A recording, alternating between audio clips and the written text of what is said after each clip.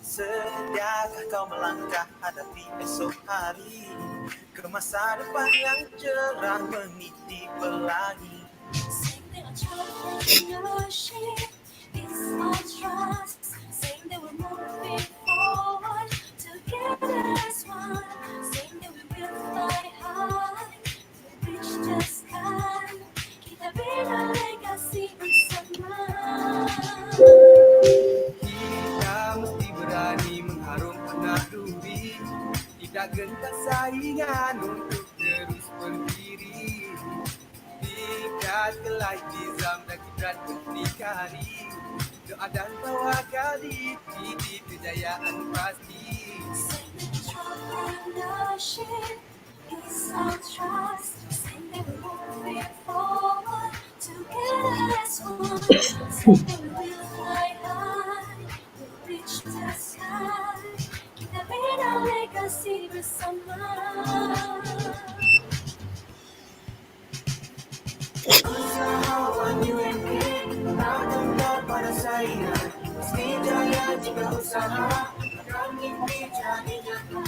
Usahawan UMK tak gentar pada saingan, mesti jaya jika usaha akan mimpi jadi nyata. Jangan sekali undur, sudah melangkah. Jangan sekali gentar pada masalah. Panas, terik, walau perih, aku bangkit, capai langit. Jangan sekali undur, sudah melangkah. Semangat membara, maju ke depan. Inovasi, kreativiti, usahawan, berwawasan. Entrepreneurial University, moving forward, reaching to the sky. Entrepreneurial University, moving forward, reaching to the sky. Usahawan UMK tak gentar pada saingan, mesti jaya jika usaha akan mimpi jadi nyata. Usahawan UMK tak gentar pada saingan, mesti jaya jika usaha akan mimpi jadi nyata. Entrepreneurship is our trust. Sing that we're moving forward together as one. Sing that we will fly high, reach the sky. Kita bina legacy bersama.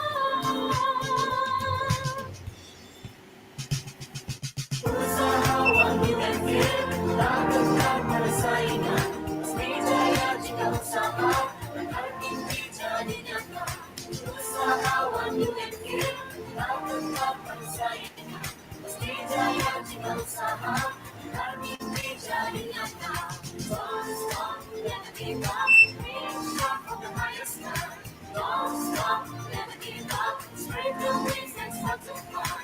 Don't stop, never give up, set the way is a loss. Don't stop, never give up, entrepreneurship is our job.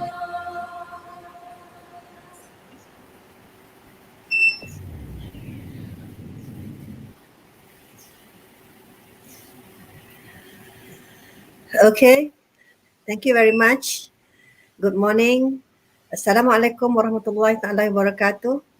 And a very good morning to everyone who joined the session for today. I would like to welcome also Dr. Frank Peter as the trainer for today to share the views, experience, as well as knowledge related to digital marketing. So how are you, Frank? Alhamdulillah, I'm fine. Fine, thank you very much. Is everything Looking forward to be here. okay? Sorry, I didn't Okay. get you. What? So you are going to have your three Malaysia, yeah? Can you hear me well, Dr. Frank? No, it seems to be a bit interrupted. Not sure what it is. Oh, but your sounds is very clear at my side. Yeah. How Yeah, about my okay. my sound? Is it clear on your side? All right, yeah, good. It is. Yeah, it is. So, okay. Before we begin, let me start to introduce you to the audience. I'm sure many of us, especially in marketing area, knows you well, but there may be also students or probably entrepreneurs who wants to know you more. So let me read a little bit about your biography. Dr. Frank Peter is a corporate trainer and international speaker. So he is an expert in digital marketing and digital transformation. So we are lucky to have him today.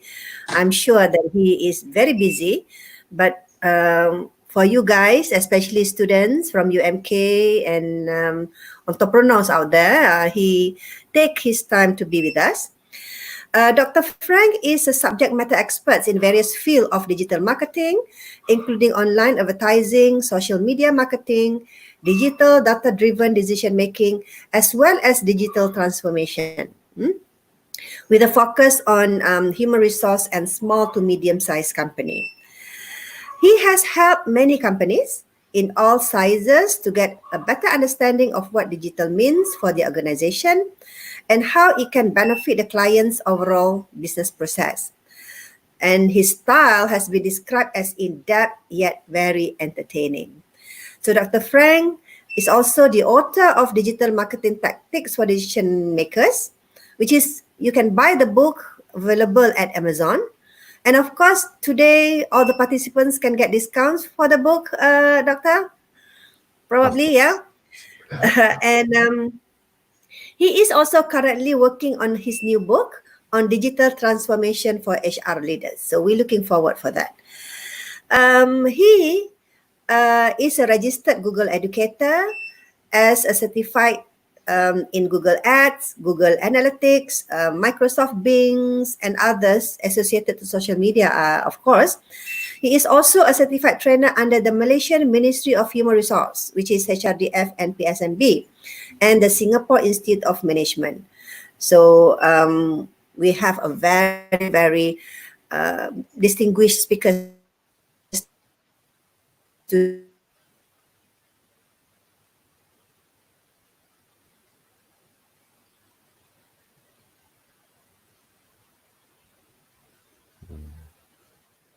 I'm not sure. To me, it looks like your image is frozen at the moment. Okay, so seems like, yeah, we have technical just now. Yeah, this is technology, yeah, Frank? Always on and off. But this is a new norms that we have to face. So yeah, we have to deal with all these technical problems and so on.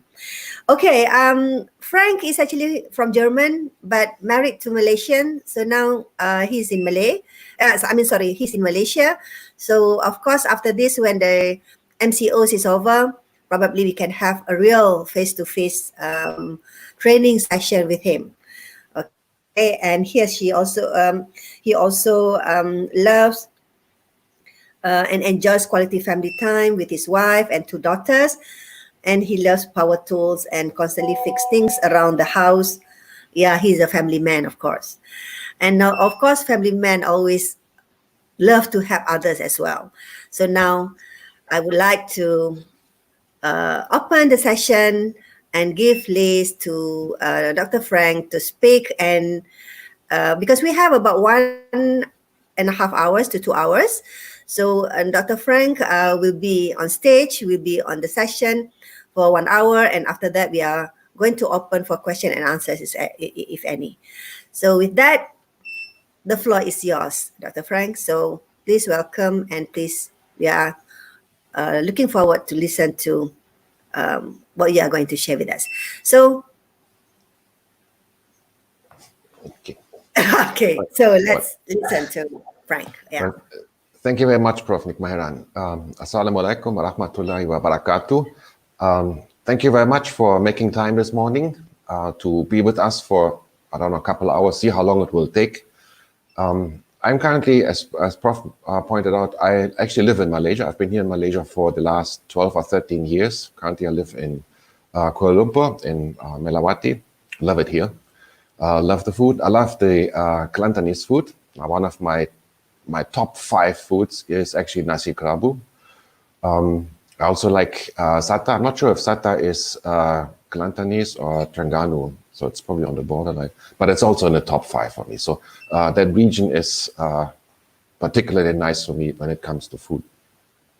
So I look forward to come and visit you and hopefully sample some of the insider nasi kerabu there. As I mentioned, I've been here for quite some time. I do a lot of corporate training. I do speak at public speaking. I speak at conferences. Excuse me. That's how I make my living, basically.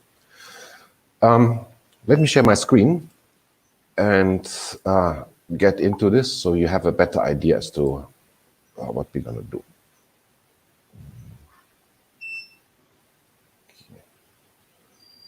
So there it is. Behind this. So it's a digital time, as Prof. Nick pointed out. Everything is online now. The video that we just saw, the promotional video, was very nice. Lots of interactions with people that probably will change a little bit. It's going to be, I don't like the word social distancing. I actually like this, especially the use of technology, to come socially closer. What I would prefer is the term physical distancing, but it's just me. So we have, today we want to talk about,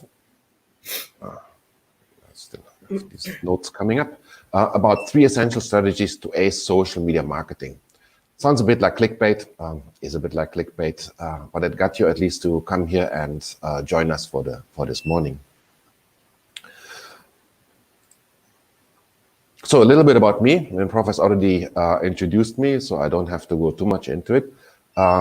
But you can find a bit more about me on my website. I do have a website, as you can see there. I'm also quite active on LinkedIn. If you are on LinkedIn, please feel free to connect. If you are not on LinkedIn, then please get on it. It's quite an important platform, especially for students. If you are looking for jobs later on, you have to stand out. So I'm going to get back to this as we talk about those 3 strategies. So Prof has already mentioned a couple of things. So I do, the top part, I don't want to talk too much about this. I have close connections to academia. My background is in academia. I used to work for a number of universities. The last one I worked for was in Singapore, the National University of Singapore. And I then got into, so I left academia, went solo, if you want. But I still remain ties with the universities, with educational institutions. So I'm in the social faculty with UUM, University of Utara, Malaysia, and I sit on the advisory board for the International University in Malaya, Wales. So I work closely with other universities, and if opportunities arise, I would be more than happy to also work with UMK in the future. You can find a bit more about me also on the TED channel. If you want, I have a couple of videos there. Just to gives also an idea as to what I'm interested in. There's one in particular where I talk about, and that's this one, where I talk about the future of work. And that's, if you are students who are graduating soon, that might be something for you to take a look at. Yeah, because I foresee quite a number of changes as to how work will develop. It has been hastened now. So this was before, obviously, the MCO, before the outbreak. But it has been hastened now as to what I've talked about there. So it might be useful to you. Just go to the YouTube TED channel, Google or search for my name, then you should be able to see this and a couple of other videos there. Okay, enough about me. We are here to talk about social media. So in a nutshell, social media is about sociology and psychology more than technology. That's a quote by Brian Solis. So it's more about people-to-people interaction, human-to-human interaction, that is important here. That brings the social into social media, and that should never be forgotten. Social media refers to communication between individuals. So it's never really a channel between, let's say, a social media user and the firm or the company or the management or admin. It is always a human-to-human interaction that has been built. That should not be forgotten. Another thing is social media is not a platform for you to sell stuff in general. That's another thing that is often mistaken. Selling things on social media is very rare that this actually happens. But social media works great in building up, let's say, a personal brand or a corporate brand, or building up awareness of a product. Let me give you an example. So let's say, hypothetically, if I would have gone to the UMK Facebook page and I would have said, look at me, I can do social media marketing, I'm really good at this, none of you would be here. And the reason is quite simple. It's an advertisement. I would have advertised me. There's no credibility in this. You don't know me. So you wouldn't have made the time. On the other hand, you still don't know me, but Prof. Maheran has introduced me as not being quite good at this stuff, even before when the announcements were made on Facebook and on LinkedIn. So because a credible third party has mentioned this, you tend to believe it. And the same is true for social media in general. So if you go out and you yourself say, I'm good, then nobody's going to believe it. The same is if you have products or services. So if you go out and say, my product is the best, my service is the best, nobody's going to believe it because it comes out of your mouth. But if somebody else talks on your behalf, then it becomes believable. So the goal of social media marketing in the end is not for you to tell people how good you are. It is for other people to do so on your behalf. That eventually is the ultimate goal. So I want to talk about 3 strategies. Actually, it's not really 3 strategies. That was part of the clickbait. It's actually one strategy that has 3 parts in it. But you'll see. I'm going to introduce the 3 parts. Individually, they may not make a lot of sense, but once I've introduced them quickly, I will put them together and I will put some examples into it for you to, then it hopefully makes it a bit more understandable for you. So bear with me for a second. What I'm asking you is just keep an open mind. It may not be something that you would believe right away. It may be something that takes a bit of thinking in, but give me a chance here. Have an open mind and let's think about it. Another thing before I continue is, that's on my note here, you can have the slides later. So I do quite regularly webinars, and I hear sometimes that people take screenshots just to take the slides for future reference. You don't need to. At the end of my talk, I have a link where you can download these slides if you want to. If you don't have to, but you can if you want. So you don't need to take screenshots. You can have the slides if you like. Okay, so the first thing I want to talk about, the first goal, or the first strategy is, what is your goal? So you're using social media, be it as a company, being as an individual, you're using social media, but what for? For what purpose? When I talk to companies, when I give my corporate training, that's the first question I ask. Why are you on social media? What is your goal? And they just look at me and say, we want to get fans. And that's the wrong answer. Because fans don't put food on the table. Now, I have a nice quote on this. Just remember, fans are vanity and sales are sanity. Having lots of fans doesn't mean really much.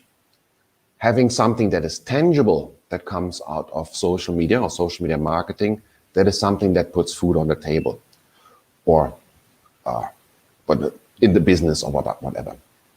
So a goal is something I want you to really think about, to make it clear, direct, and measurable. I have a couple of examples. So a goal could be to get more sales. That is for a company. Probably not direct sales, probably indirect sales. So you could, I don't know, get people to like you, follow you, whatever, on Facebook, get them interested on a social media platform, and then you draw them over, let's say, to an e-commerce site where they can then complete the purchase. So you could show them, I don't know, images of goods or services that you sell and draw them over. Same as for leads. Yeah. So you, like my example, I'm very active on LinkedIn, and I get about, give or take, 70% of my business out of LinkedIn. So it's an important part. Nobody on LinkedIn says, "Ooh, I like your service. Give me your bank account number. I pay you right away." Nobody does that. So that's not how it works. So it's not a direct sale.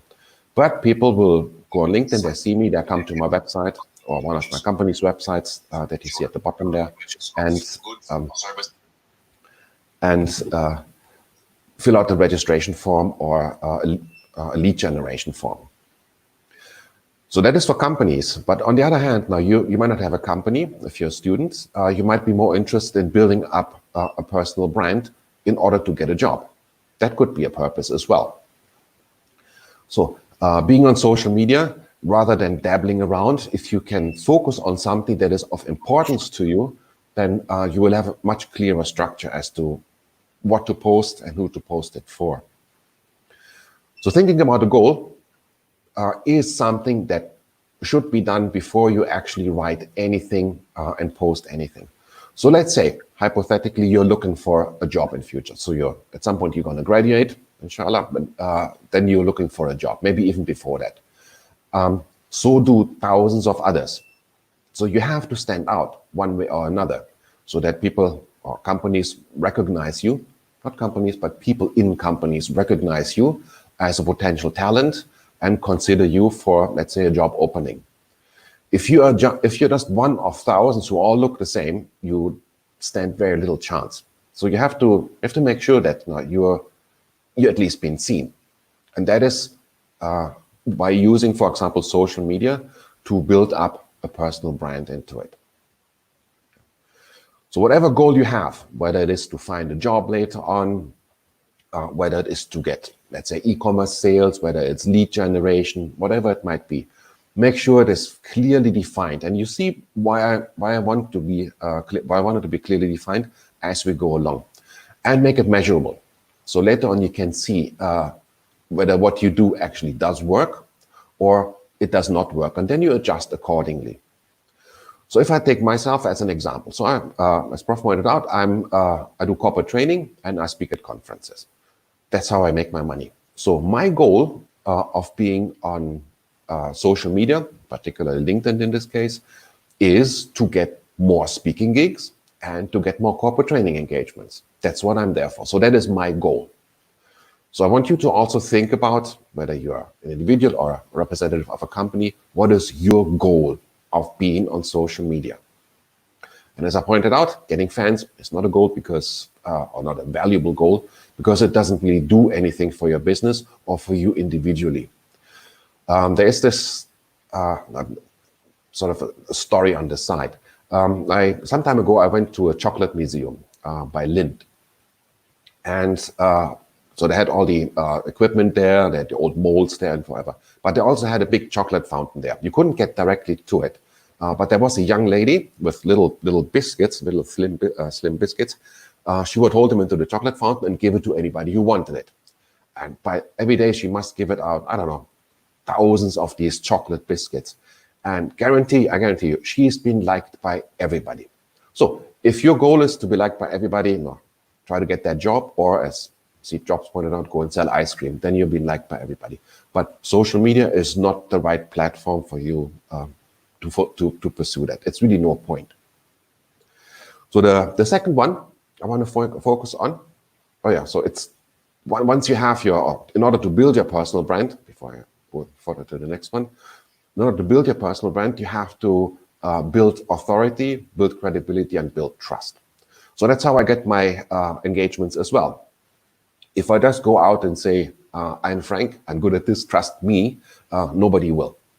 But if I show myself that I put up evidence that I know what I'm talking about, I put good content, then eventually I show myself as an authority, somebody who is reasonably knowledgeable about this.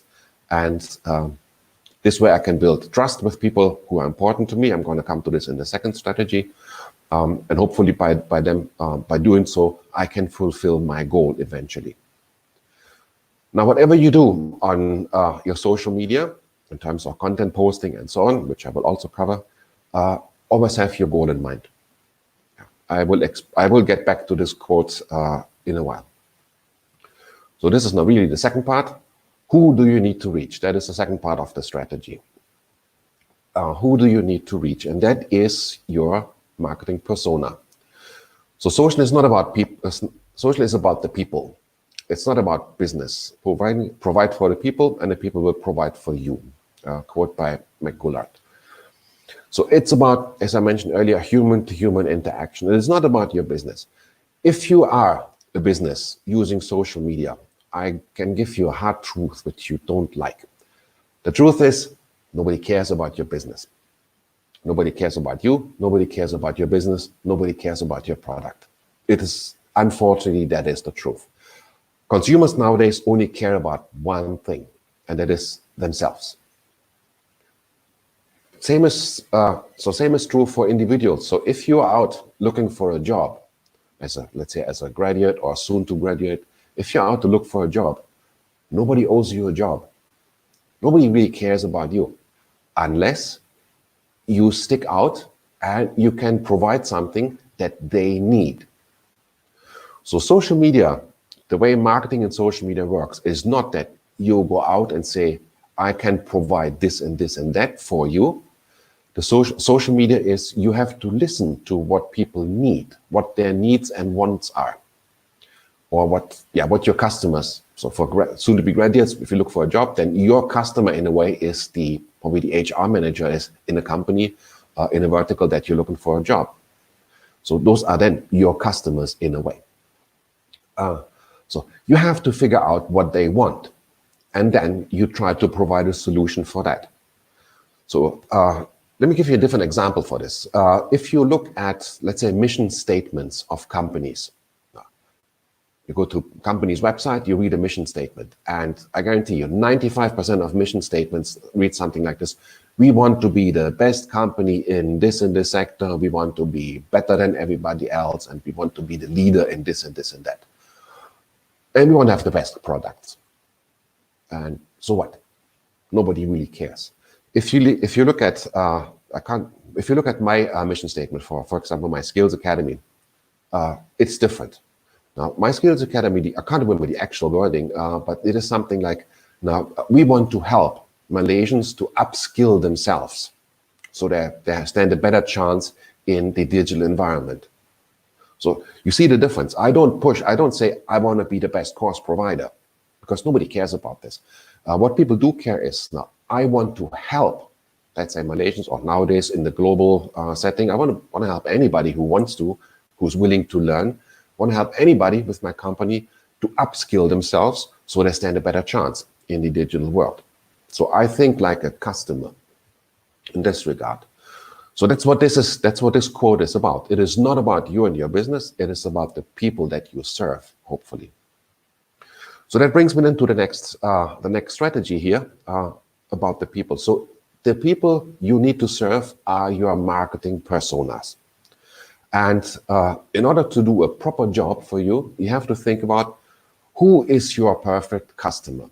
Who is the person or the group of people who can help you to reach your goal that you have identified earlier? Let me put this into context. So I mentioned earlier, my goals are, I want to get more speaking engagements and I want to get more training engagements. Yeah, those are my goals. That's what I'm on social media for. So who can help me in achieving that? For conference speaking, those would be conference organizers. So I have to align with conference organizers then. For getting corporate training engagements, those would be human resources personnel, in particular learning and development managers, for example. Those would be the people who will help me, or who can potentially help me to fulfill my goals, to get more of the gigs that I'm after. Once I know that, then I can be quite specific into what I post and what I do on social media. Yeah. Then I come up with content, which will be the third part. I can come up with content that in a way pleases or impresses those marketing personas. Now, I'm quite strict about this when I post. I explain this in a sec. I do not really bother about anything else or anybody else. I'm quite focused to make sure that only those people that are mainly please those people, please in quotations, that are please those people who are eventually beneficial for me. If I post something and, for example, my trainer colleagues say, well, you're so vain, you always post yourself, giving corporate courses, you always want to show off. I don't care, because they're not going to hire me. They're not going to give me any money. So if I post something let's say an image that's me in front of a crowd now teaching something, and I post this, then I do this for my personas, so they can see that I actually do what I'm talking about. It serves as proof. So it does help me then eventually to get hopefully more training engagements and more speaking gigs. If people who will never hire me don't like what I post, I don't care, because they don't give me any revenue. So why should I bother? So I want you to at least think about this. So I'm not out to be liked by everybody. I'm not out to get, I don't know, 30,000, 50,000, 100,000 connections on LinkedIn or fans. I don't care. What I want is I want to have a good number of connections who are responsive to what I have and who hopefully are in a position to eventually offer me some kind of revenue generating gig for me. So I'd rather have 3,000 of people that are responsive to what I do rather than 30,000 or 50,000 of people who consume, maybe, hopefully, maybe even like it, but never give me a chance to make some money on the side. So that is my mindset behind this. It is something that I would like you to at least think about in terms of being specific as to what you post. Brings me to the third part. What do you need to give? And it's a fancy word for what content should you create? And the content depends again on your personas. So content alone doesn't win. Optimized content wins. So that content is not just any generic content that has to go out. It has to be content that is optimized for your persona and for your goal. So when I create content, I try to make it valuable, piece of valuable content for event managers and for learning and development managers. Those are the ones who will help me to get my goal. So I try to produce content that is good for them. If the content is not suitable for anybody else outside of that realm, maybe to people who are not interested in ever hiring me, then it doesn't really matter.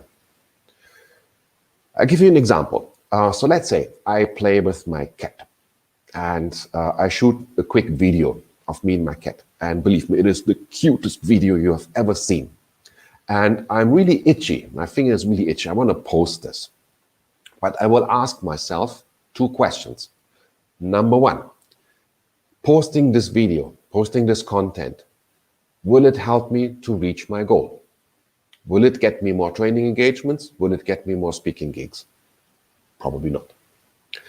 Will it impress learning and development managers, or will it impress conference organizers? Probably not either. Then I don't post. Simple as that.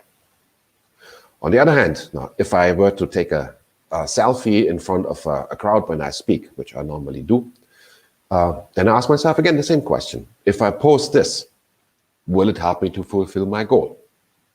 And the answer would be probably, because it leads to, it shows that I actually do what I claim I'm doing. The second question, will it impress, or will it let's say impress. Will it impress or please learning and development managers or conference organizers? And the answer is probably yes, because it serves as proof that I actually do speak in front of crowds. So then, because I can tick two yes boxes, I will post it. So every piece of content that I create undergoes this simple check to make sure that I stay on goal and I stay on persona. So you will, at least not on LinkedIn, you will never see me posting nasi kerabu, me eating nasi kerabu or nasi lemak or anything else, or holiday pictures of myself, or cat videos for that matter. You will never see that, because they will not fulfill my purpose. On Facebook, slightly different. On Facebook, I show a slightly more human side. So then there may be the occasional Wi-Fi if I'm sitting with some of course participants or with some other trainers over lunch, not during fasting time, obviously, but for lunch or dinner or whatever, if we have some kind of meeting. But you will not see holiday snaps either. So I try to at least reasonably stay on track for this. So If you are, let's say you're a student, you're about to graduate or you have graduated and you're looking for a job, you should know that nowadays companies, especially big companies, look at your social media profiles as part of the hiring process. In fact, just if I sidetrack this a little bit, the big companies, especially the big tech companies, let's say you send in your resume. Of course, you know, snail mail, you email it to them, or there is an online submission for your resume. No human will ever look at it. Yeah, all your resumes or CVs will be looked at by an algorithm. So it's a robot, a machine that scans through. And that machine very quickly scans through, I don't know, thousands or tens of thousands of resumes that come in. The machine makes then an autonomous decision who to shortlist and who to put in the bin. No human interaction with that. It's purely the algorithm that makes that decision. And that algorithm is based on whatever the company requires, but it looks at keywords and other stuff as well. So those who survive that first process will be invited for an interview. And in the past, it was a simple phone interview, so voice only. Now it is actually a video interview. Again, done by a machine. No human interference at all. So you get, in the past, as it was just a phone call, so you get a call by a human voice on the other side, but it is actually a machine.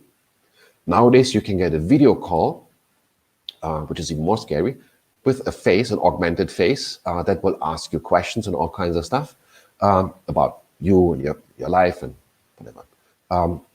But you know, it looks to you that you're actually speaking to another human, which it actually is not. Now, the algorithm on the other side, whether it's phone or actually visual, that algorithm is super quick.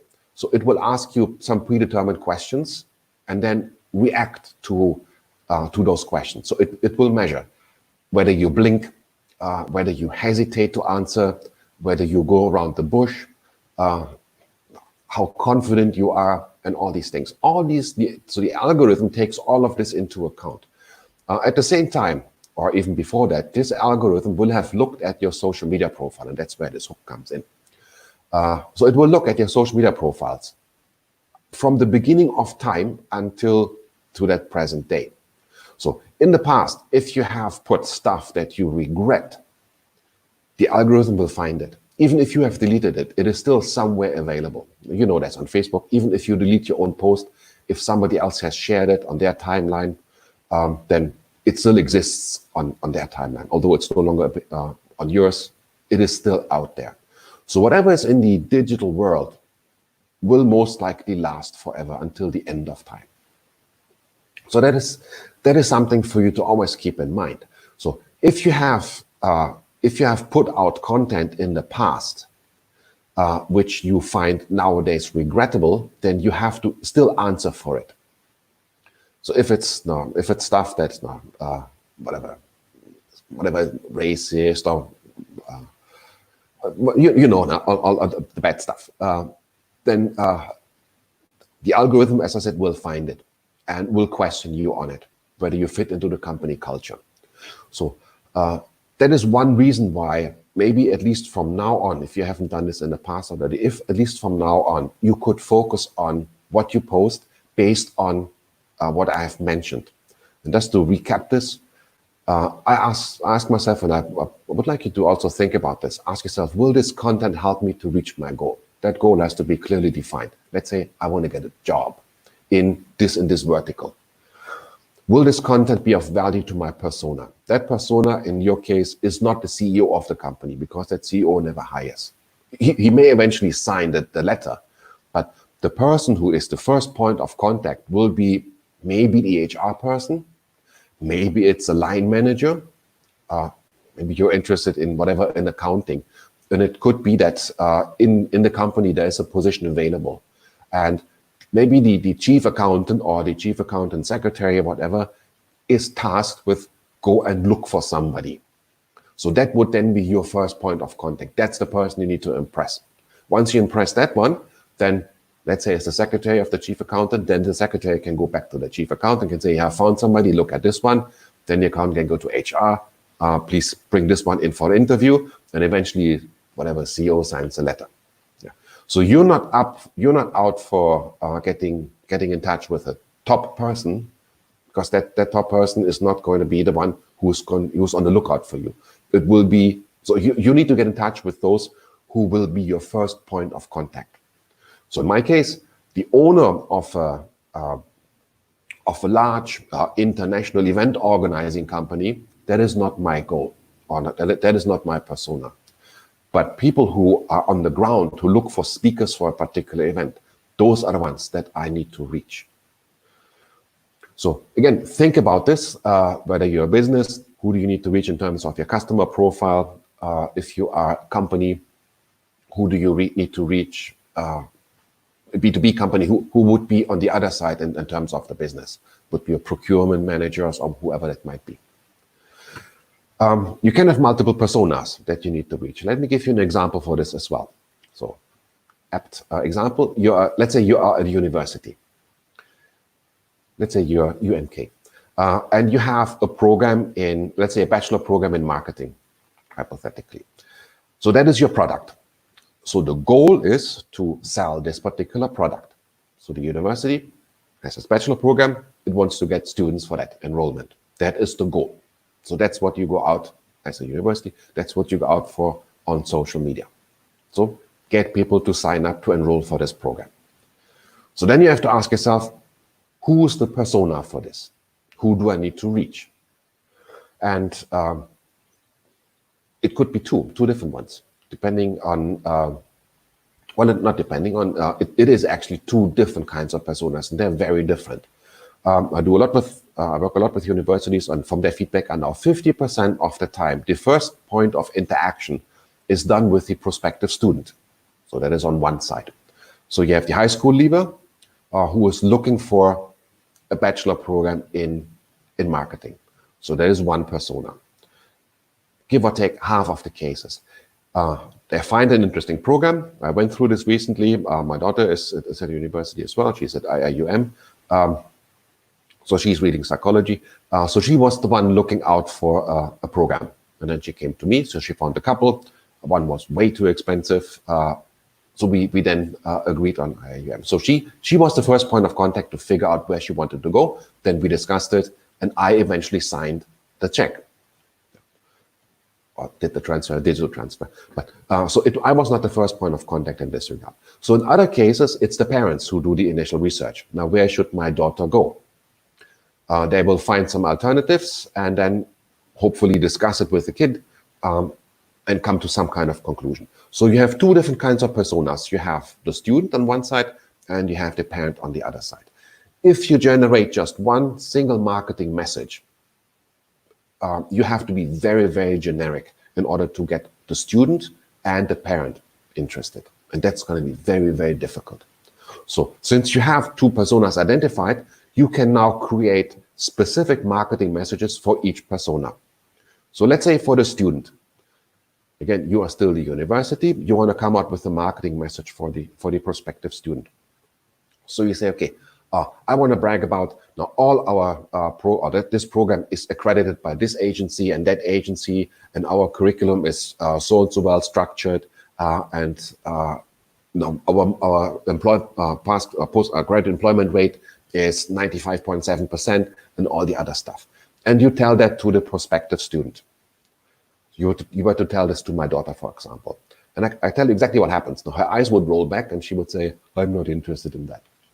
And that's true, because young people are not interested in those facts. My daughter would be interested in, is it going to be fun at the university? Will I meet new people? What would be the extracurricular activities? So it's the fun part that goes with it. So if you create any kind of content, it has to address, for a student, it has to address the fun part to coming to the university. Now, for me as a parent, if you want to reach me as a parent, and you come out and tell me, oh, send your daughter to us, she's going to have a lot of fun, I would not be too impressed. I want my daughter to have fun, don't get me wrong, but it would not be my first criteria. So I would be interested in, is she going to get a job afterwards? Is campus safe? Are your modules, or is the bachelor program, is it accredited? and so on and so on. That's what I would be more interested in. So you can see that the product is the same, but the two personas are different, and therefore the message that has to go out is different. So once you know the message, then you have to package the message in a way that it is going to be consumed. So let's say for my daughter, the fun part.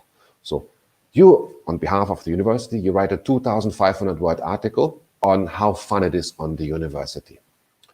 And again, the outcome will be that it will not be read.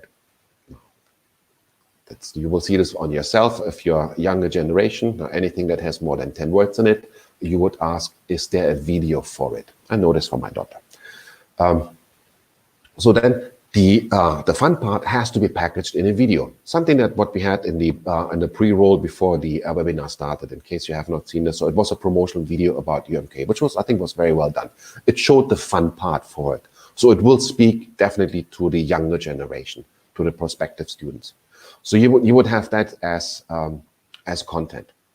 So the fun part packaged as a video. Now again, on my side, if I'm interested more in the accreditation or all the other stuff and the safety on campus, now is my daughter going to be safe? Is there abduction? Is there whatever, sexual harassment? All this kind of stuff. If you were to put this into a video, I most likely would not consume it. So I would be happier with, let's say, a bullet point list. Well, we have this and this and this and that in place, and we are accredited by this and this and this agency, and our employment grad employment rate is this and this and that, and so on, as bullet points. So I would be more happy with that. So again, product is the same. You have two different personas. You have two different messages that go out. Then those messages have to be packaged in a way that the personas will consume it. Now, the third obstacle is where to put it. So you have to think about where your persona is active. So if you have the greatest video in the world that really portrays your university, and you put it, let's say, on LinkedIn, then my daughter's not going to see it. The high school leavers, I don't know many high school leavers who are on LinkedIn. So it's the wrong platform. So if you want to reach her, you have to be on, let's say, Instagram or on Snapchat or something like that, where they hang out. For me, if you make my bullet point list and you put it on Snapchat or on TikTok, I will not see it either, because that's not where I hang out. So I will be on LinkedIn, or some other parents will be on Facebook. So you're more likely to capture parents on that platform. So that's where it comes in importance now. Although you have now one single product, you have different personas in this case. Even if you have just one other persona, you still have the same thought process behind it. What kind of content is that persona interested in? How do I need to package that content? And where do I need to put that content so it has been consumed? So if you look for a job, for example, and you have never been on LinkedIn, and you think, no, if I want to have a job, I make myself look good on Instagram, then good luck to you, because hiring managers, I would guess at least, will likely not hang out on Instagram or Snapchat or TikTok for that matter. Hiring managers will very likely hang out on LinkedIn. LinkedIn started out as a job platform, but has evolved a lot since then. So you have to be where your personas are. If I wanted to sell, I don't know, things that are attractive to, let's say, teenagers, I wouldn't, although I love LinkedIn, I wouldn't be able to be successful on LinkedIn. So I would have to take a big gulp and take all my courage and go actually on TikTok or something like that to attract that particular crowd. So it is not important what you like in terms of platform. You have to adapt to where your personas hang out in order to get the content out. I hope that made some sense. If you have any questions later on, just let me know, but I'm not done yet. So just think about those two before you post anything. Give it a try at least. Yeah. Then you can come up with content. Now, content, there are different ways of putting it across. If you just put out promotional content, as I mentioned earlier, now buy this, buy that, it's not going to work. I'll give you another example on this. I work with a local telco. They asked me, now Frank, we are trying campaigns, video campaigns on YouTube, but they don't seem to work. What can we do? So I looked at it, or we looked at it together, and pretty much all they did was they put their TV commercials on YouTube. And they were wondering that nobody engaged with it. Who in their right mind would engage with a TV commercial? Ooh, I love this, or share it. Nobody does. So we went a different route. We had one guy from that company explain the difference between a 3G network and a 4G network. So you can hear from that, that's already a while ago. That person was standing in front of a blue background. That is their corporate color, that for that telco company. So the blue background, and he was wearing a shirt with that company's name on it. And then for a minute and a half, he would explain in very simple terms the difference between 3G and 4G. He would not say the company name a single time, but it became clear what company it is because it was on the company's channel, obviously, and the blue background gave it away. That got a lot of traction. No, there were I don't know, hundreds, maybe even thousands of comments after a while. People said, "Oh, thank you so much. I was always wondering what the difference was, and thanks for educating me," or thanks for sharing this. And not only people commented, people shared that content as well to their friends or to their own timelines. So that was very, very successful in creating awareness and branding. And people also then asked, so thanks, now that I know what 3G is and 3G versus 4G, what's the difference between 4G and 4G Lite or 4G and 5G?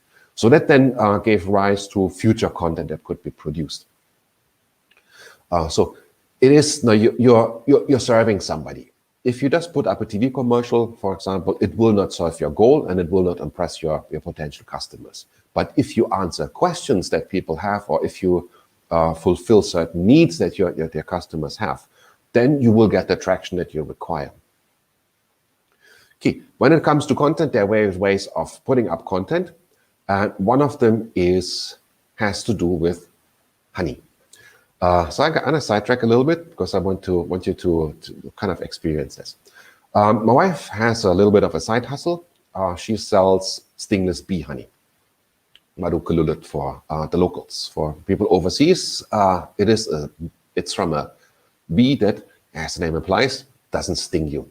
It still gets very pissed though if you steal the honey. But this honey is kind of special. So if you have never tried this kind of honey, you will be surprised by a number of things. You will be surprised by the price. It is damn expensive. The bottle that you see there, that's 330 grams, and we sell it for the equivalent of 25 US dollars. So it is expensive. If you have never tried this, if I give you that honey or that bottle in the hand, you'll shake it a bit. You'll see it's like water. It's almost like water. It's not viscous like normal honey. It looks like it is watered down honey. So you think, boy, I pay so much money for basically blended stuff. And then when you actually try it, that's the biggest thing, you'll find out it is sour. It is not even sweet. So why would you pay that much money for sour honey that is so liquid and looks watered down? So if I were to go in your face and say, buy now, give me all your money, special offer, discount, buy, you would not, because you would not be convinced that this is actually for you and that you get the real deal. So we've obviously faced that, trying to get people to buy this. It didn't work. So what we had to do was we had to educate people first. So we had to introduce them to, for example, the players. One of the players is the stingless bee. There you can see it. And no, it's not the one on the right, it's the one on the left. That is a stingless bee. The one on the right is a regular honeybee for size comparison. So a couple of things are quite obvious now. First of all, if the honeybee collects nectar, it can collect a lot. If the small bee collects nectar, it can collect only very little because of the size. The colonies also tend to be quite small for stingless bees. So that makes this honey actually very rare. It is also very seasonal. So during rainy season, there's no harvest. Now the bit that the bees bring back during that time, they need for their own consumption. So it is a rare product actually. Whereas normal honey, that goes year round. So there are many, many beehives around, and beehives tend to be very large as well. Another thing also is that, I'm going to show this in the next one. This is how a beehive looks like. and you'll see it's actually flat. It's not vertical like a normal beehive. The stinglet or monocollulet beehives, they are horizontal. And the reason is, now you need to know how honey is being made. Now you have specialized bees who go out and collect the nectar. They bring it back to the hive and regurgitate it out. And then you have specialized bees on the hive who suck it up into a specialized compartment in their body. Let's call it a specialized nectar stomach. So it sits there for a while, and then they regurgitate it out, and it's been taken up by a different bee into the same compartment, and so on. So it has been changed from bee to bee quite a number of times. All bees do this, by the way. So it's not just stingless bees. All bees do this. This is how bees convert nectar into honey. So for stingless bees, they do this a number of times more than normal bees because they are smaller, so it takes a lot longer. Now, the sour taste that comes from the monocollulet, from the honey itself, comes actually from the gastric juices that the bees use to convert nectar into honey. And then has been shown to be a superfood. You can see this at the, move this out here. You can see this at the bottom right image there. The Ministry of Agriculture has categorized stingless bee honey as Malaysia's superfood. And it's not only the honey itself or the converted nectar, it's actually the inclusion of those gastric juices that make it so beneficial. So stingless bee honey is actually a lot more healthy than regular honey. But it is also more liquid, I mentioned that. So why is it so liquid in the bottle? You could see earlier, these bees are very small, so they have small wings. What normal bees do is they put their nectar, once the nectar has been converted into honey, they put it into the individual honeycombs. And then they're specialized bees again, they sit backwards in front of those honeycombs, and they flap their wings to evaporate excess water out of the honey to make it more viscous. Now the stingless bees, as you could see, they got tiny wings, so they can wing and flap as much as they want. There's not much water coming out, so that is the reason why the honey is more liquid. That is also the reason why these hives are horizontal, so the honey doesn't float out. Now it makes it also difficult, because of this, it makes it more difficult to harvest this honey. So you can see in the middle picture, it has to be sucked out with a little suction pump from individual vial to vial to vial to vial. So it is very labor intensive to do. So not only do you have few bees in a hive, as you can see there, hives are small, they also produce very little honey. So that justifies the higher price that comes with it. Now the lady you can see in the middle, that is Samisa. She owns that hive, or that group of hives there. She's a very nice lady. She lives out of Pahang, in a small kampung in Pahang. The hives themselves are in the middle of a jungle. So you need to have a 4x4 to get there. So she has 2 daughters, and once in a while she goes there, looks after her hive. She's very proud of it. She makes sure that she puts the hives where lots of wildflowers bloom, or the trees bloom, and so on. So there is a wide variety of rainforest flowers. She also makes sure that it's far away from any pollution centers. So you get really top quality honey out of this. For anecdotal purposes, on the left-hand side, that is me and my wife helping out with the collection. And you can see the pros in the middle, they just go and do. We took the protective equipment. You may think, nah, you're a bit overboard with that. So they don't sting. So you don't get stung. So why that protective equipment? As I mentioned, if you steal those bees' honey, they get really pissed. And they swarm all over. And because they are so small, they go in every crevice that you have. They go in your shirt, they go in your pants, they go in your ear, they go in your nose, they go everywhere. So we prefer to just not cover up to not get annoyed by those bees. I mean, they have a right to be angry, I guess. So now you know. Now I told you why. Who is involved in making the honey? So you have seen Samsia, so you have Samisa. You have seen the bees. You know who is involved in making the honey. You know the reason why it's more expensive. You know why it has that particular taste. You also know why it's a bit more liquid. So now you know all this. I can ask you again, now would you at least try now that you know all this background? And chances are, if you have never tried this before, that you might actually give it a try now. Oh, that sounded all quite interesting. I'm going to give it a try. So that's what we did. We educated. We told the story about the honey and all the other stuff that goes with it. So you might ask, now what does it have to do with social media marketing? It's the story that we told. And that story opened up people's mind. It created an emotional connection between us, Samisa, the bees, the honey, and of course the potential customer. And the customers were more willing to at least give it a try. Previously, if you only tell people, no, this is our honey, it's very expensive, go and buy, they would not do so. So storytelling is a very, very powerful way of getting a message across.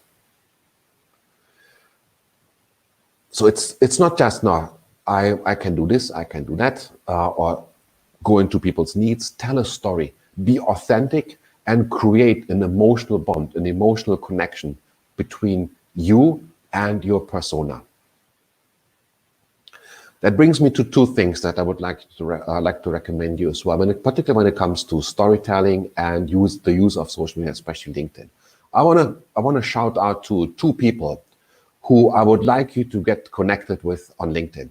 Other than me, I'm not that important on this. I'm more of a technocrat, so I'll tell you more the technical stuff, like what you've heard so far.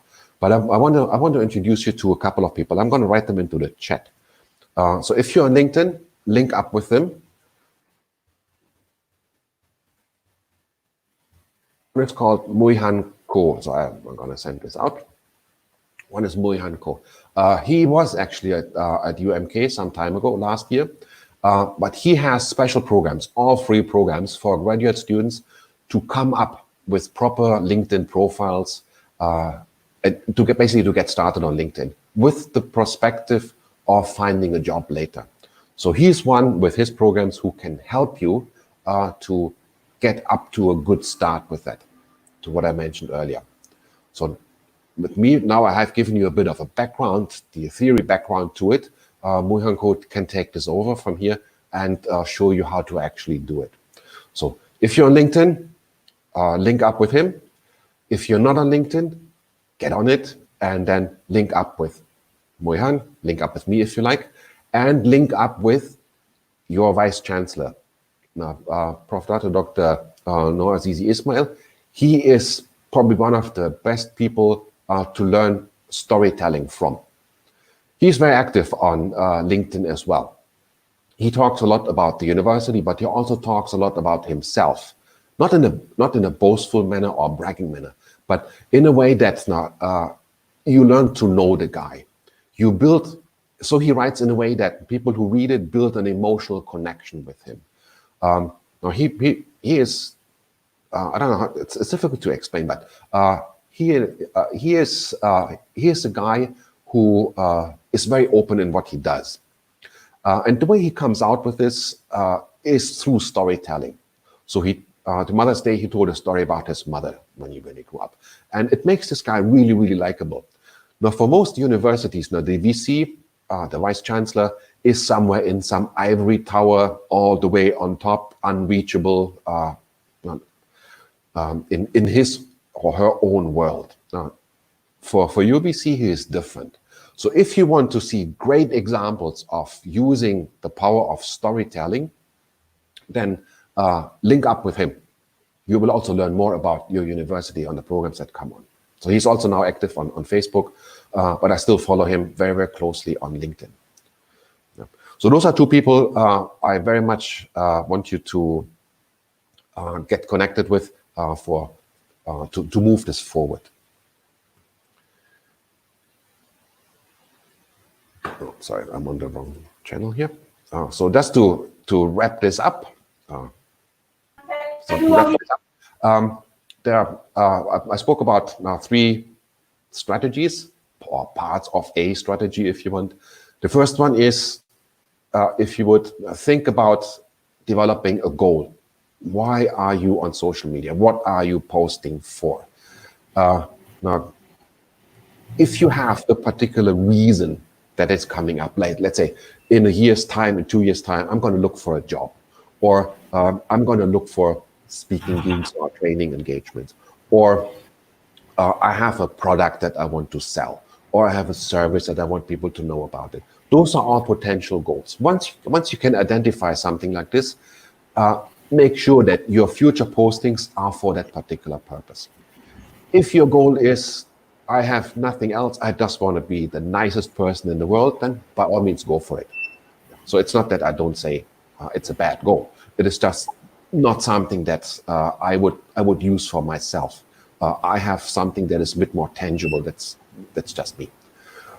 So be clear as to what you like to achieve. That's the first thing I would like you to think about. The second part is be clear of who you need to reach. Now make sure you identify people who can help you to reach that goal. So if you go look for a job, those would be potentially line managers. Depends on which vertical you are in. It could be HR personnel. Who knows? Somebody who's responsible for looking at a candidate, not the one who signs the appointment letter in the end, but the person whose task it is to look for a potential candidate. So then, once you know that, then you can create content that will impress your persona.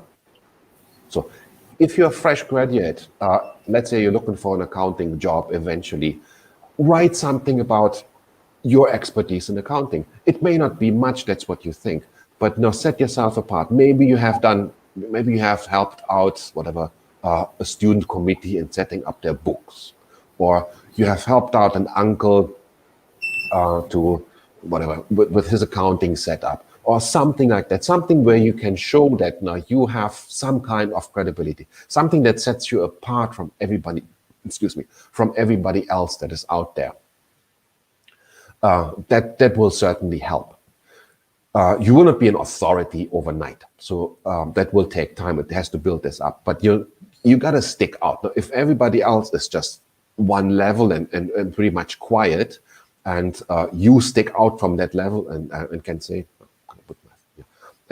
okay, I have done this in the past, I have done that in the past, I want to share some stuff that I have learned, some new things maybe, that I have learned from my lecturer today, that maybe other accountants who have been in accountancy for 20 years, that may not notice. Share something like this. Share to lay people now how to balance your checkbook, or nowadays people don't use checks anymore, but or how to balance your accounts. Maybe money saving tips, whatever you think is important for your goal. Again, you want to impress people who will eventually hire you. So you have to churn out content that will do so. If you're looking for a job in accountancy and you share how to make the nicest nasi lemak in town, then it is nice. I mean, I probably look at it and may try it, but you will not get a job out of that. So that would be off topic and will not help you to reach your goal. Or video playing with your cat and all this other stuff. So those are the things I would like you to keep in mind. In case you want some more of that, a bit of a shameless plug here, but as you can see, I do have my website here, skills.com.my. We have public courses. We also have regular, so the courses are paid. So those are courses on digital transformation, digital marketing, social media marketing. So I have a full day course on social media marketing where we really go into the nuts and bolts of it. More applicable to companies, not so much for students, but more for companies. And also e-commerce, if you want to set up your own shop, or for companies, if companies want to pivot from offline sales to online sales. Now we can also help with that with those courses. So you can just take a look at that. If you go to the site, you will also see that we have free webinars coming up. So there's one coming up on the 4th of June about, I think, 5 tips on digital marketing skills that are required for 2020, something like that. Take a look there if you want. If you want the slides, I promised earlier, you don't need to take screenshots. If you would like the slides, you can download them anytime here. skills.com.my/umk.pdf. Don't forget the .pdf. And the slides are there for you to keep, if you like. So I'll leave that for a second. If you have questions on that later on, I can put it back into the chat in case you need to remember it. And then last but not least, thanks a lot again for spending this morning with me so far. I have not, well, I overshot a little bit, 41 hour. I hope you found it useful. I hope it's, as I asked you earlier, I asked you for having an open mind. I hope you give it some thought, at least try it out maybe if you want to, and just see what the responses are that you get. As I mentioned, you can find me at my website if you want to get in touch, or if you want to get in touch, better would be through LinkedIn. So link up. Once you have linked up with Muihan and with Prof. Azizi, then link up with me as well. Then you can also see what I do, and I can see what you do as well. I can learn from you as well. Any questions? By all means, we can now go ahead. If you have any questions, just go and shoot through the chat. I guess that's the way it works here, and I'll try my best to answer it if I can.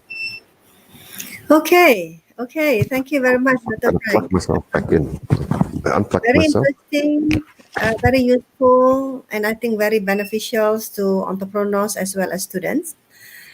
When I scroll through the chat room, everybody seems like commenting and congratulates and thanks you for the good sharing. But I saw one question from Ibu Ika from Bengkulu. Wow, this is our colleagues from Bengkulu University in Indonesia. She asked you, okay, I read the question, yeah? She asked you, she said, COVID-19 disrupts production, supply chain, finance, and market.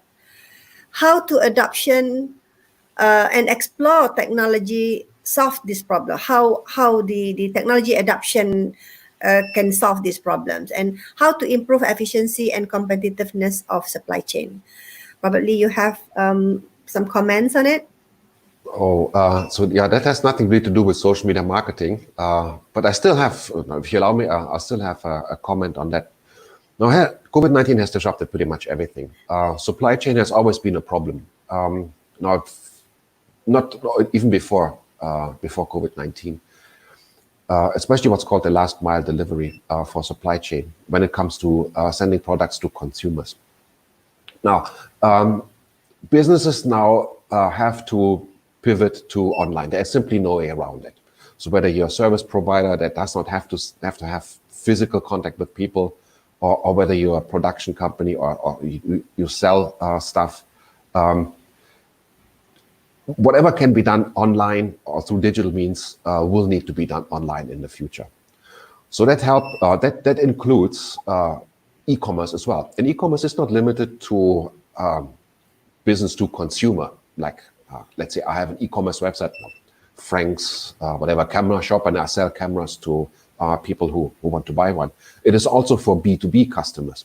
Now recently through the MCO, I had 2 B2B customers who finally saw the urge of putting more emphasis online.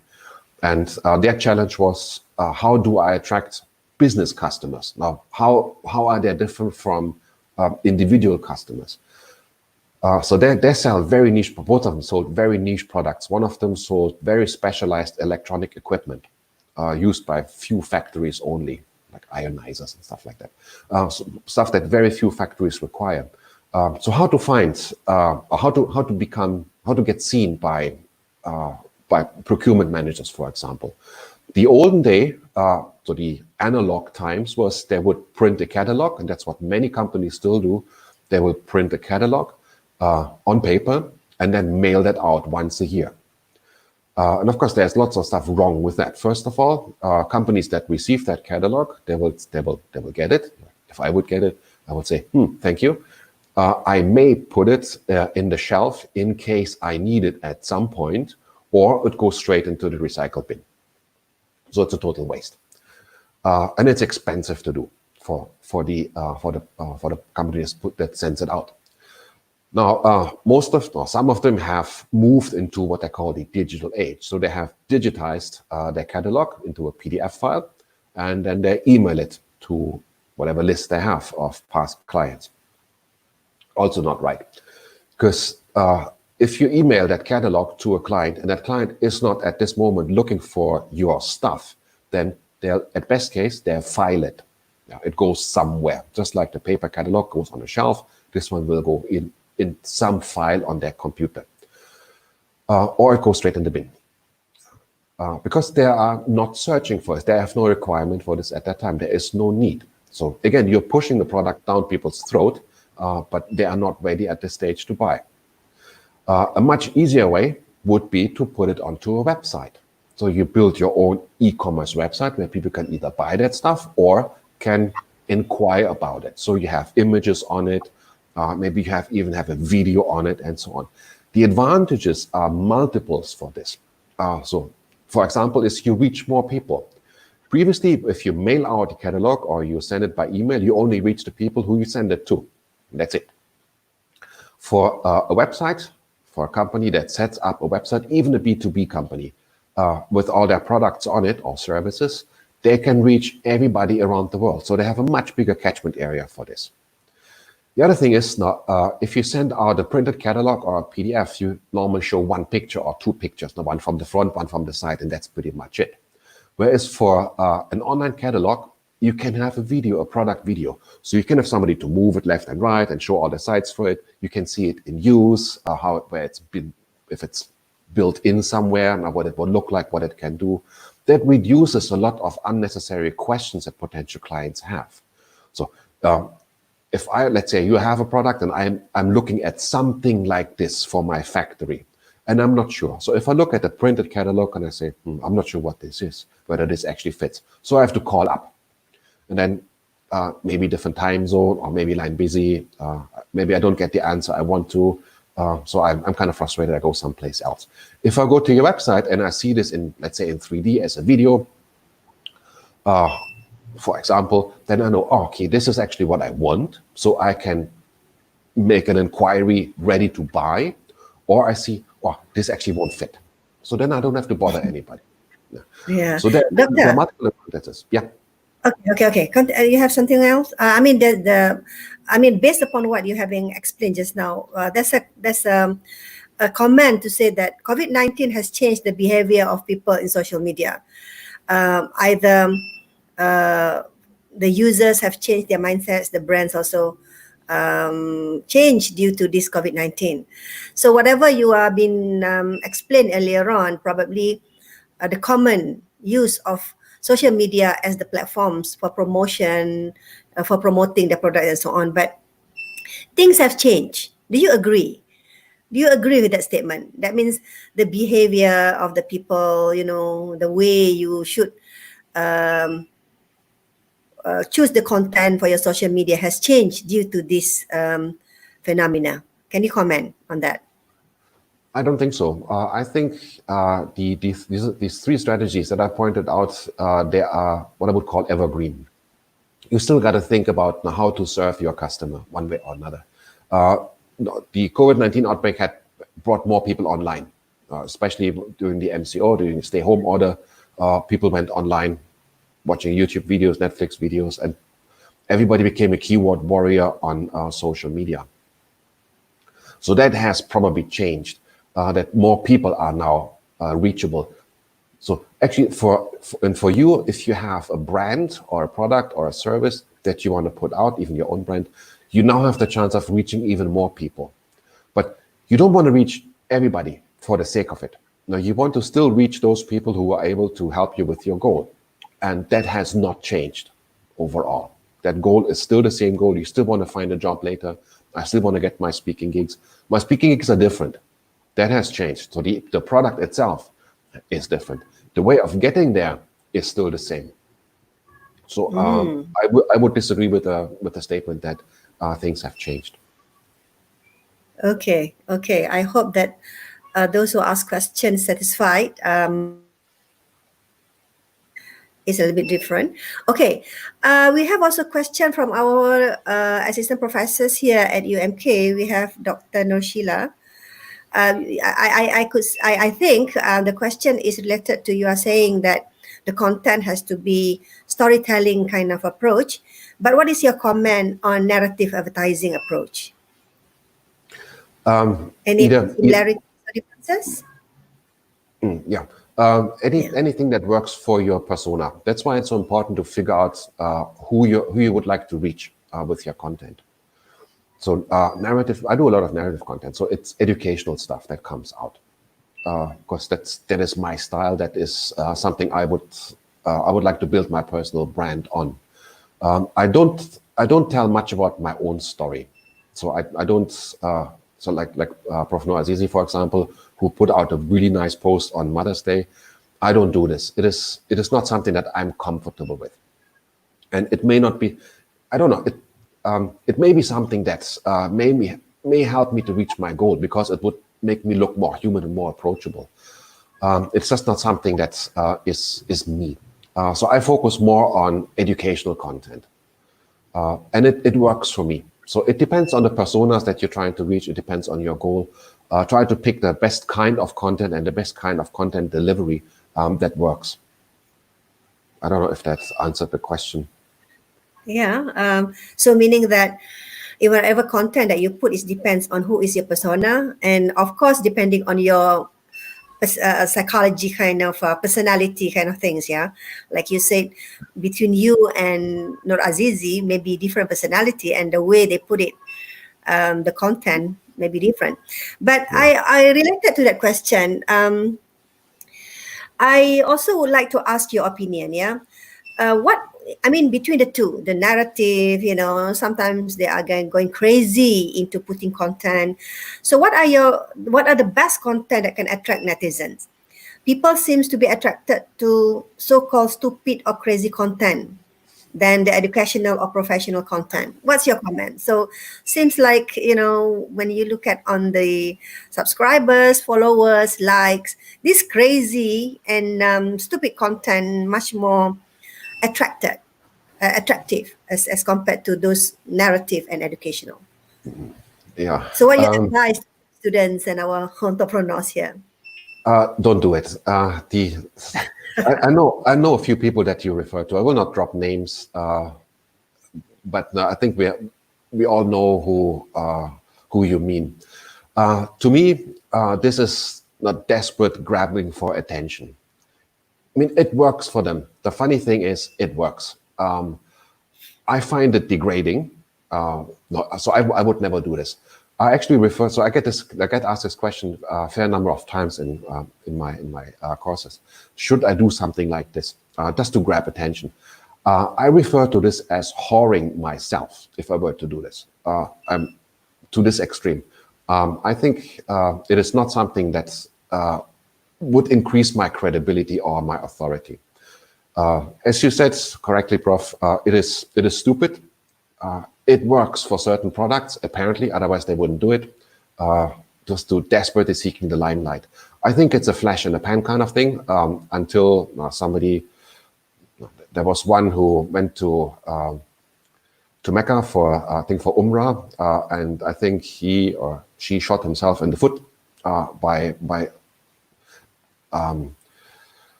engaging on social media with this part of her life.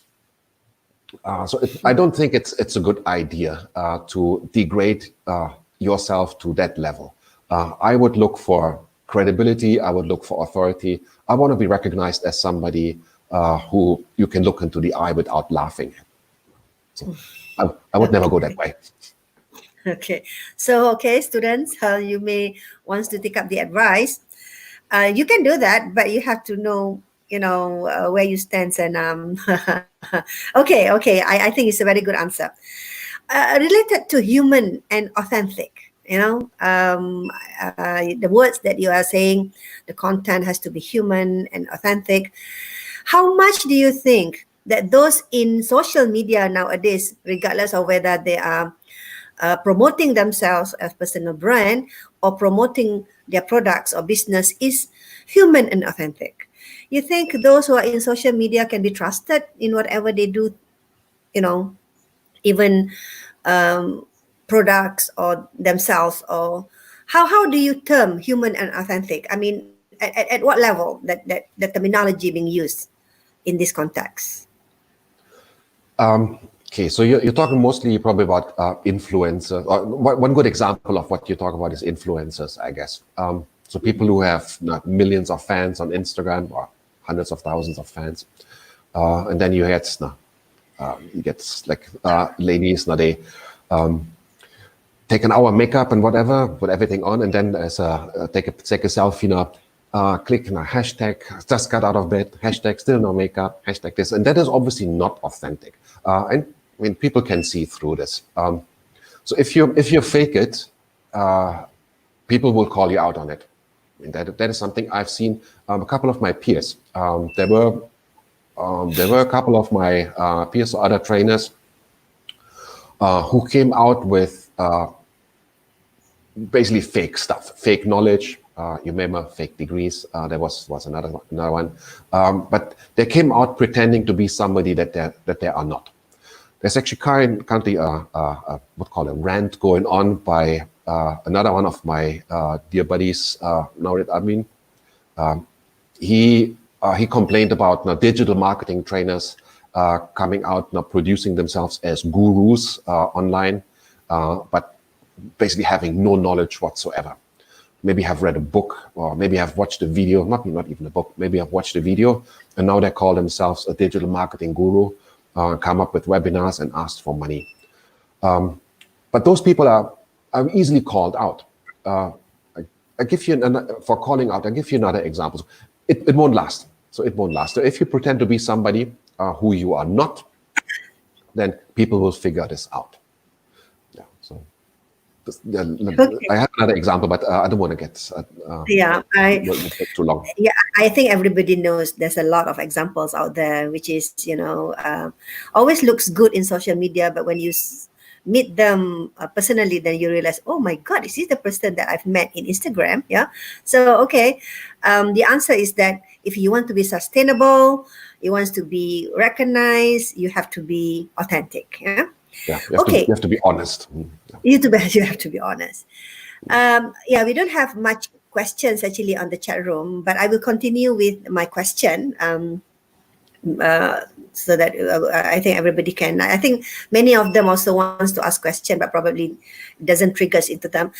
Okay, so earlier on you are saying that social media is about people.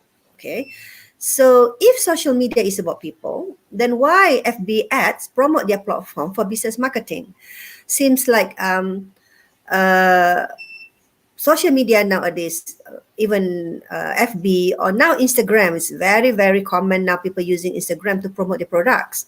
So that means the social media nowadays is become marketing arm rather than, sharing like a diaries of an individual or something like that. So I can see now in my Instagram, sponsored is coming. You can't even stop it. So what do you say about it?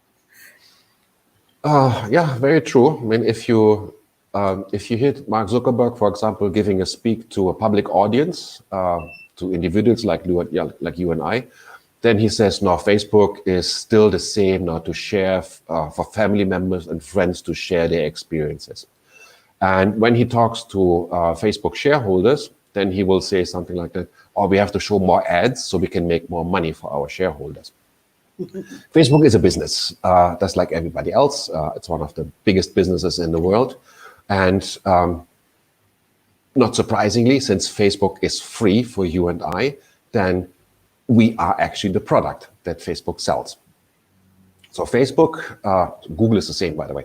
Facebook obviously follows you around. The moment you're logged into Facebook, Facebook knows now it's Frank who's logged in, for example.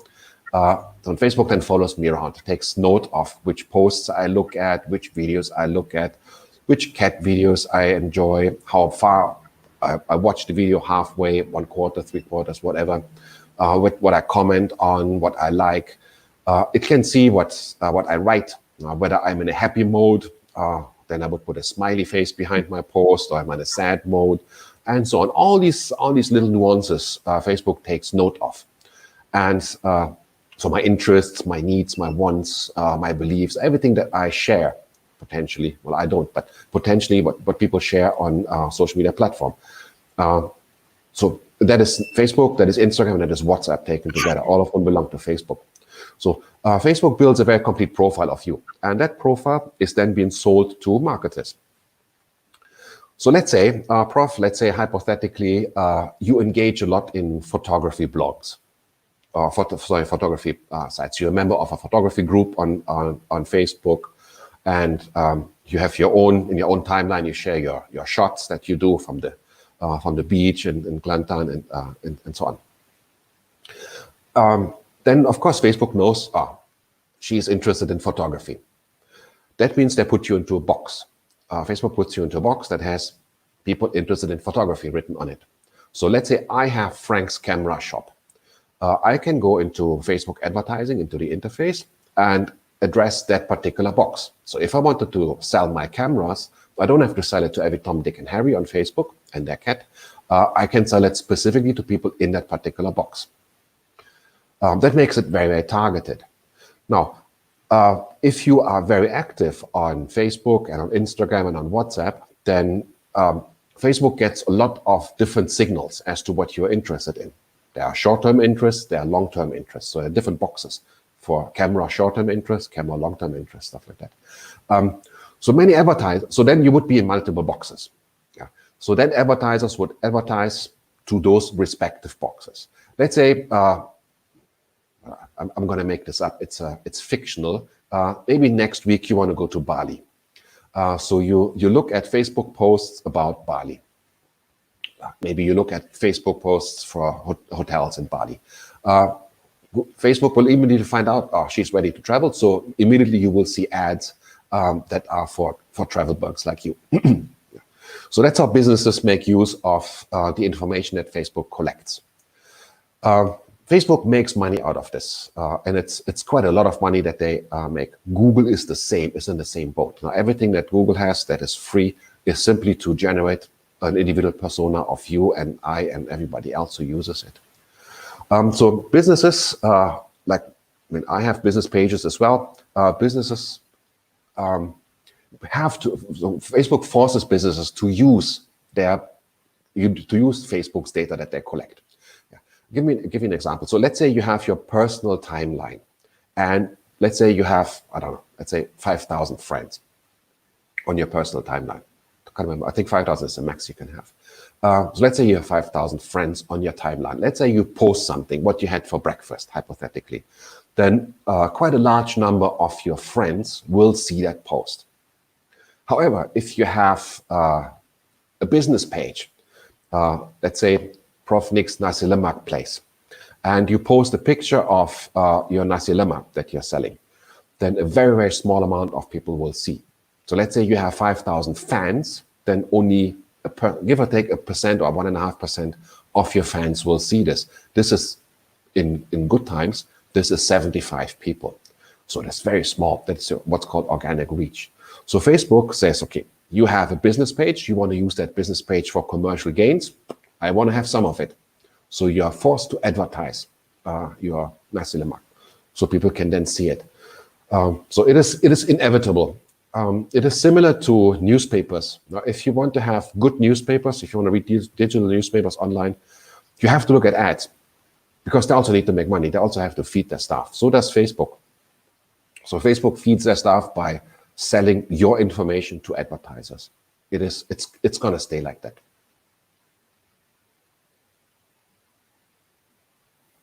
Okay. So thank you very much, Frank. It's very beneficial for us to understand that Facebook is actually collecting our data without we know it. I still remember that when I look at on say Lazada, Shopee, or something like that, just to search for something, suddenly it's appear on my Facebook, as if like they know what I'm doing. So your life nowadays is no longer private, yeah. So social media is controlling your life. Okay, I would like to recap a little bit of the tips that you are sharing. You are saying that 3 tips for social media marketing strategy is goal. You should have a clear goal, target persona, right and valuable content. Okay, so I think all of us have already absorbed that that is the most important thing when we want to promote our products, our business, or ourselves in the social media. There is a question asking, how about time? How about time of posting? Is there any specific time that can gather attention of the audience? Is it, in the morning, in the afternoon? Do you have any idea or experience with that? So just Yes. to get some comment from you. Caveat first, it depends on your persona. So that's a caveat first. So it's different personas, probably different times. It's a trial and error thing that you have to find out. But Facebook has its own research. And I normally, when I hold my social media class, I bring this up. So I ask generally for it, that's Facebook. It's not Frank says, Facebook says. If you want to if you want to get maximum engagement, so that means if you want maximum number of likes, maximum number of comments, maximum number of shares for your post, not maximum number of eyeballs, maximum number of engagement. If you want that, what time should you post?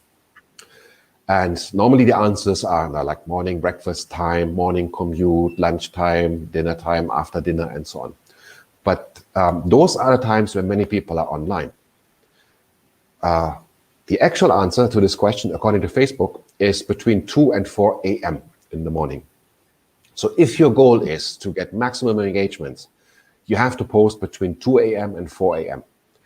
According to Facebook, there are still about 20% of your baseline traffic on Facebook. So if during the day you get whatever 100% of traffic, then 20% of traffic is still on Facebook at that godforsaken time. Not me, for sure. I'm be solid asleep. But there are apparently many people who can't sleep. And because they're bored, they go onto Facebook. And because at that time, not many people post new stuff because all their friends are also asleep. So they look at their timeline. They see your post there. And then they refresh. And because nobody else posts at that time, your stuff is still there. And then they refresh one more, and you're still there.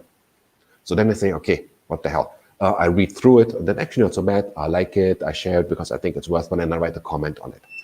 So that is, if you want engagement, that is the best time to post. If you want maximum eyeballs, maximum number of eyeballs, so as many people looking at your stuff as possible, it's probably peak times. But the problem with that is everybody posts, let's say in a commute. Here in KL, obviously we have the train system, the LRT, MRT system. Whenever I take this, so if I have engagements in town, then I see everybody is on their mobile device and everybody is on some kind of social media. And they all post. So during super peak times, everybody's posting. That means on your timeline, there will be constant refresh stuff. If you post something, then on your friend's timeline, there's also constant refresh stuff. So your post is going to appear, and then it's going to go, and it's gone. So you may not even get the eyeball that you want. So in short, if you want to be seen by your friends and you know they can't sleep, then post in the middle of the night. No wonder I remember my boss is always post during this hour, 2:00, so then he knows the strategy already. So that's the reason why I can tell most of his posting is in the middle of the night. Yeah. So probably that's the strategy. Okay. All right. I didn't get any more question here. So I have one more last question to ask you. That is also a question back in my mind to say that when you are talking about persona, so in this case you are talking about who is your target customer. I mean, the persona is about your target clients or target consumers.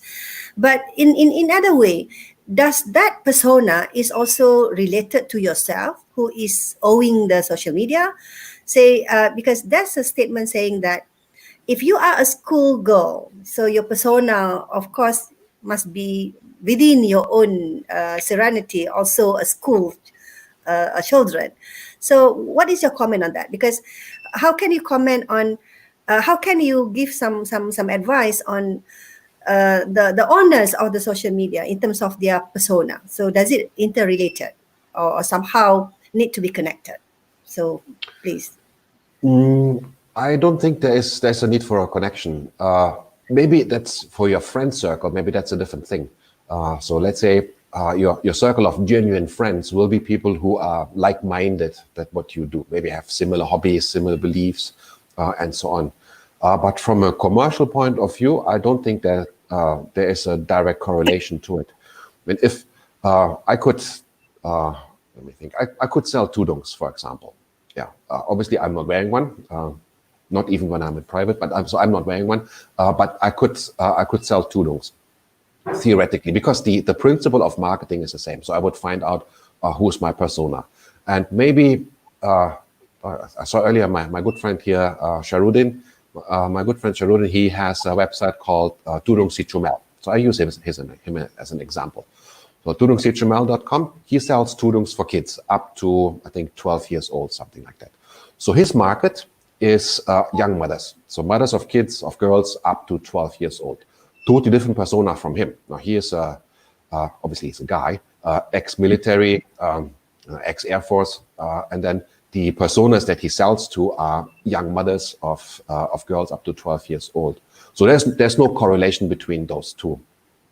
So from a commercial point of view, you just have to have the imagination and hopefully, preferably the data that identify your personas to come out with the right message. But seems like, when you look at Jekyll, so when he wants to sell kids products or kids apparel, so he get this Lara Aisha to be their models and so on. So that's what we thought. And another thing, your comment on Vivi Yusuf, for example, the Fashion Valley is due to her brand. So those who loves her blogs, loves her apparel, loves her personality. So that is the one who is her persona. So that kind of connection, what is actually special? Is it isolated, or is it some special personality or brand of that person that can create that kind of connection? Well, for Vivi Yusuf, she made a hobby a business, and she is super successful with it. So she is the face of the brand. She is also very, very good in storytelling. So if you go to her website, she tells a story about her family, in her blog about her kids and so on. So that brings a very close connection to it. But I think it just so happened that she as a businesswoman, she is interested in fashion. So she wanted to make her business, her hobby, a business. So I think it's a coincidence. She could have sold, I don't know, lawnmowers, I think, potentially. So something that is really out of her league, because she has a talent for the storytelling part and getting her involved. So she could have shown her family, a family home, or clean the lawn and use it to sell a totally different product. I think that the principle is the same, regardless of what you sell, as long as you can figure out who your personas are. It is, of course, easier if you yourself and your personas are alike. Then it's easier to build that emotional connection. But I don't think it is required. What you mentioned with Jackal and using kids as model for kids fashion, Sharudin also does this for his tudungsichumel.com. He also has kids, his own kids most of the time, who model, so free child labor he gets there, who model his stuff. So he's obviously not going to put it on himself. That's going to look funny. So he uses kids just to showcase what it will look like on once people buy it. But so that is for promotional purposes. But I mean, it's still his company. I see. Okay, so you are saying if Vivi Yusuf selling lawnmower, also he can make profit, not because of okay. All right, I think we are at the end of it. We are more than 1.5 hours. But I would like also to recognize Sarah Watif. So she summarized, almost what we have been discussed today, all the content that you have been sharing with us. But I would like to a little bit conclude and summarize what you are saying, that social media is not for you to sell product. it is about you, about the person, and not to tell people how good you are, but to make other people to do so. That means you don't have to promote yourself, or you don't have to brag yourself, but let people recognize you and let have testimonial from the people. And social media is about people, not about business. So again, you need to focus. You must have target persona, and you must have right and valuable content. So with that, I think that's the end of our session today. We are looking forward for the next session, Dr. Frank. We may have another session on another platform for marketing strategy, either on transformation or digitals and so on. So with that, thank you again. Thank you to all the participants. Thank you to all the crew of UMK and crew from corporate office for having us today. So with that, thank you very much. We'll see you again. Assalamualaikum warahmatullahi wabarakatuh. Walaikum salam. Thank you very much for having me. I had a lot of fun. Hope the participants got something useful out of it. And I look forward to something else in the future. Or something. Yes, definitely. Something else in the future. Yeah, definitely. So indeed. We are going to have you again. Or probably you will have to come to UMK physically, so that we will be able to chat more on helping the university and help the students, entrepreneurs. So thank you very much. Thank you very much. Assalamualaikum warahmatullahi wabarakatuh. Walaikum salam.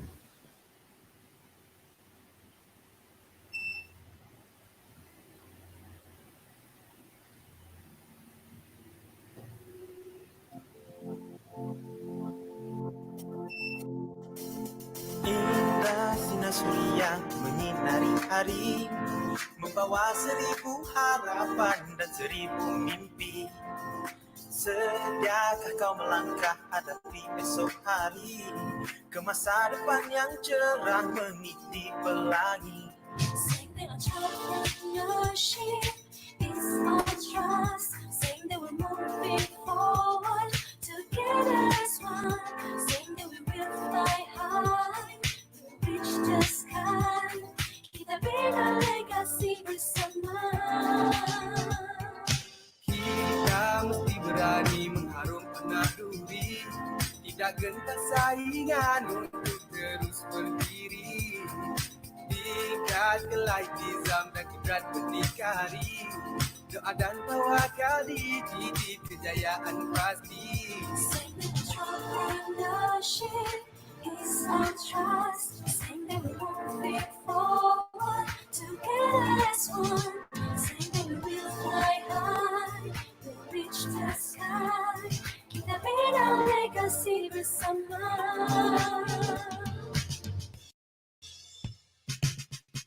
Usahawan UMK tak tunduk pada saingan, mesti jaya jika usaha agar mimpi jadi nyata. Usahawan UMK tak tunduk pada saingan, mesti jaya jika usaha agar mimpi jadi nyata. Jangan sekali undur, sudah melangkah. Jangan sekali gentar pada masalah. Panas, terik, walau perih, aku bangkit, capai langit. Jangan sekali undur, sudah melangkah. Semangat membara, maju ke depan. Inovasi, kreativiti, usahawan, berwawasan. Entrepreneurial University, moving forward, reaching to the sky.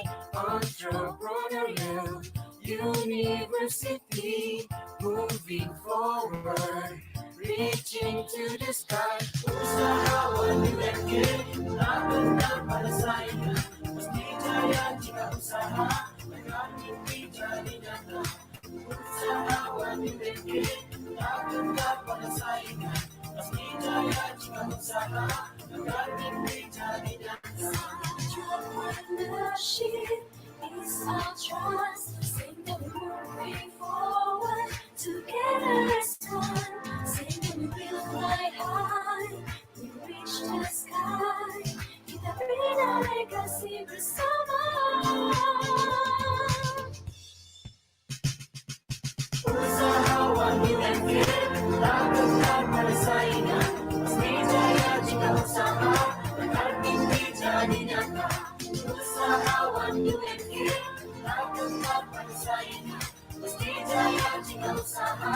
Hanggang hindi dyan nyata. Don't stop, never give up. Reach out for the highest sky. Don't stop, never give up. Spread your wings and start to fly. Don't stop, never give up.